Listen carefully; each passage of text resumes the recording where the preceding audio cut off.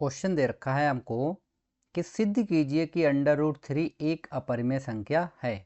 ये question BBIMP question है, इसको आप बिल्कुल भी मिस मत कीजिएगा, ठीक है। मोस्ट इंपॉर्टेंट क्वेश्चन है। तो चलते हैं, देखते हैं क्वेश्चन किस तरीके से सॉल्व करें। ये क्वेश्चन कई बार एग्जाम में आया हुआ है, इसके आप बिल्कुल भी इग्नोर मत कीजिएगा।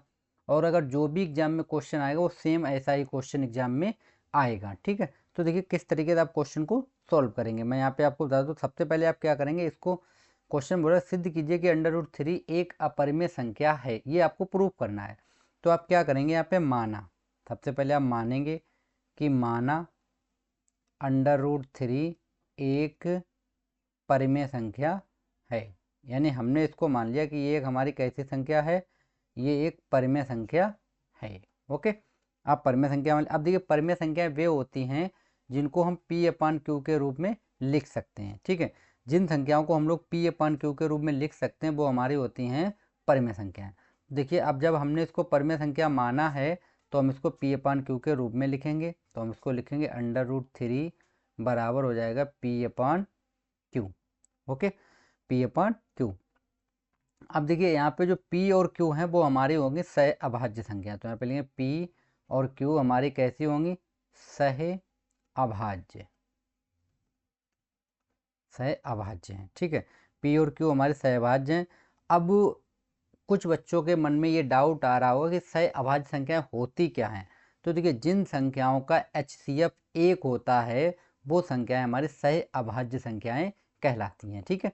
तो यहाँ पे P और Q का जो HCF होगा वो कितना होगा, हमारे पास 1 होगा, ठीक है। कितना होगा, 1, ठीक। तो अब देखते हैं आगे क्या करेंगे हम लोग। अब हम करेंगे दोनों पक्षों का वर्ग। यहाँ पे सहभाज्य आपको समझ में आएंगे, एक बार मैं फिर रिपीट कर देता हूँ। वे संख्याएं जिनका HCF 1 होता है उन्हें हम सह अभाज्य संख्याएं कहते हैं। ओके, अब देखिए अब हम क्या करेंगे दोनों पक्षों का वर्ग करने पर। तो यहाँ पे हम लिखेंगे दोनों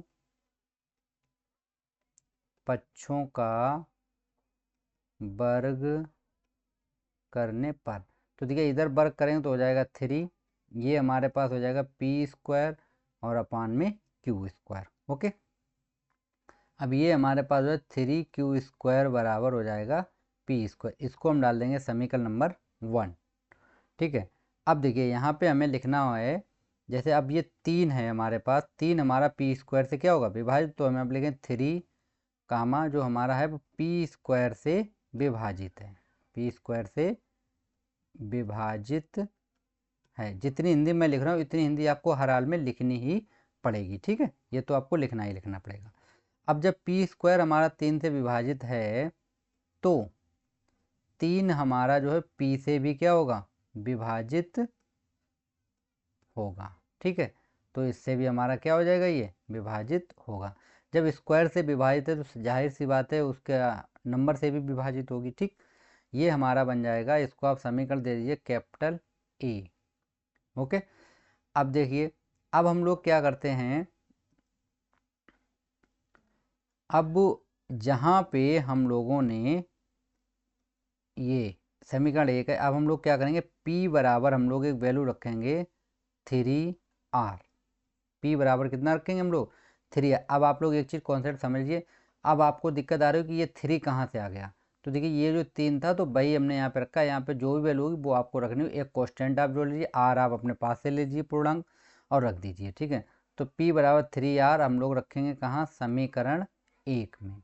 तो यहाँ पे जब रखेंगे तो हो जाएगा देखो 3Q² बराबर यहाँ पे कितना हो जाएगा हमारे पास, यहाँ पे हो जाएगा 3R का होल स्क्वायर होगा।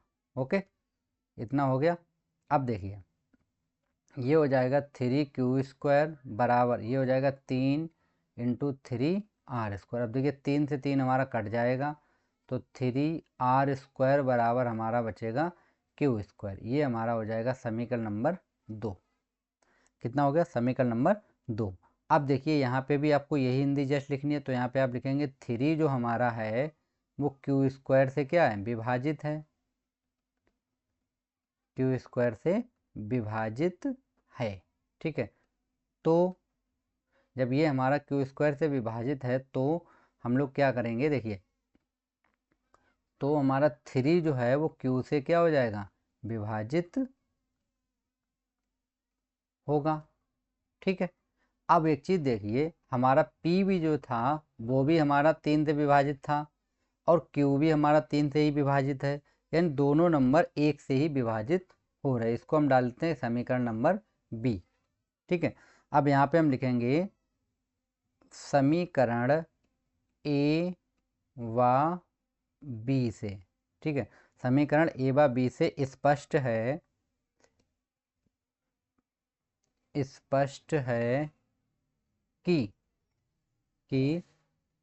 3 जो है वो हमारा पी व क्यू दोनों से विभाजित है, दोनों से विभाजित है, यानी 3 जो हमारा है वो पी से विभाजित हो रहा है और क्यू से भी हमारा विभाजित हो, यानी दोनों नंबर से हमारा विभाजित हो रहा है। ठीक है, जबकि हमने माना था कि वो हमारा सहभाज्य संख्या और सहभाज्य संख्या का HCF 1 होता है, यहाँ तो हमारा दोनों से विभाजित और 3 3 से, तो 3 निकल रहा है। यहाँ पे लिखेंगे हम लोग जबकि P और Q हमारे कैसे थे, सह अभाज्य थे, सह अभाज्य हैं। ठीक है, P और Q हमारे क्या हैं, सह अभाज्य हैं और हमको यहाँ पे गलत मिल रहा है। ठीक, तो हम लोग देखिए यहाँ पे क्या लिखेंगे, तो हम लोग लिखेंगे अतः यह हमारे त्रुटिपूर्ण परिकल्पना है। ठीक है, तो यहाँ पे हम लोग लिखेंगे अतः यह विरोधाभास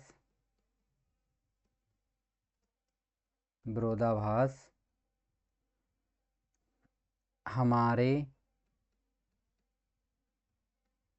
त्रुटिपूर्ण परिकल्पना के कारण हुआ है, यानी हमने गलत मान लिया था। हमने शुरुआत में क्या मान लिया था कि वो √3 हमारी एक परिमेय संख्या है, ये हमने माना था, वो गलत था। तो हम बोल सकते हैं अतः √3 एक कैसी संख्या होगी, अपरिमेय